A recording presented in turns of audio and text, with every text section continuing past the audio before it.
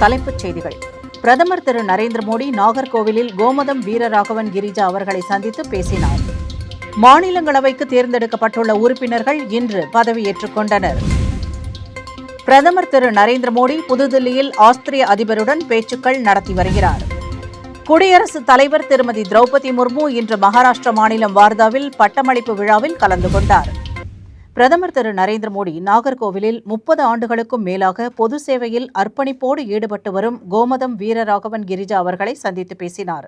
இதுகுறித்து அவர் வெளியிட்டுள்ள சமூக வலைதள பதிவில், கல்வி, சேவை மற்றும் இந்திய கலாச்சாரத்தை மேம்படுத்துவதற்காக அவர் மேற்கொண்டு வரும் பணிகள் பற்றி அறிந்து கொண்டது மிகுந்த மகிழ்ச்சியை அளிக்கிறது என்று குறிப்பிட்டுள்ளார். இந்த நிகழ்ச்சியில் தாம் சந்தித்த இளம் மாணவர்கள் தங்களது பல்துறை அனுபவங்களை பகிர்ந்து கொண்டதாகவும் பிரதமர் குறிப்பிட்டுள்ளார். மாநிலங்களவைக்கு புதிதாக தேர்ந்தெடுக்கப்பட்டுள்ள மற்றும் மீண்டும் தெரிவு செய்யப்பட்ட உறுப்பினர்களுக்கு குடியரசு துணைத் தலைவரும் மாநிலங்களவைத் தலைவருமான திரு CP ராதாகிருஷ்ணன் இன்று பதவிப் பிரமாணம் செய்து வைத்தார். பிரதமர் திரு நரேந்திர மோடி புதுதில்லியில் இன்று ஆஸ்திரிய அதிபர் டாக்டர் கிறிஸ்டியன் ஸ்டாக்கருடன் பேச்சுவார்த்தை நடத்தி வருகிறார். பிரதமர் நரேந்திர மோடி புதுதில்லியில் ஆஸ்திரிய அதிபர் டாக்டர் கிறிஸ்டியன் ஸ்டாக்கருடன் பேச்சுவார்த்தை நடத்தி வருகிறார்.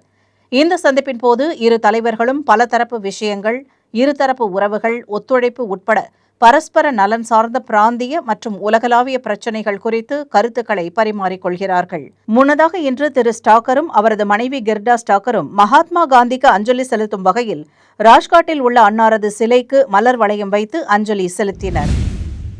குடியரசுத் தலைவர் திருமதி திரௌபதி முர்மு இன்று மகாராஷ்டிரா மாநிலம் வார்தாவில் உள்ள மகாத்மா காந்தி அந்தரராஷ்டிரிய ஹிந்தி விஸ்வ வித்யாலயாவின் 6வது பட்டமளிப்பு விழாவில் கலந்து கொண்டு மாணவர்களுக்கு பட்டங்களை வழங்கினார்.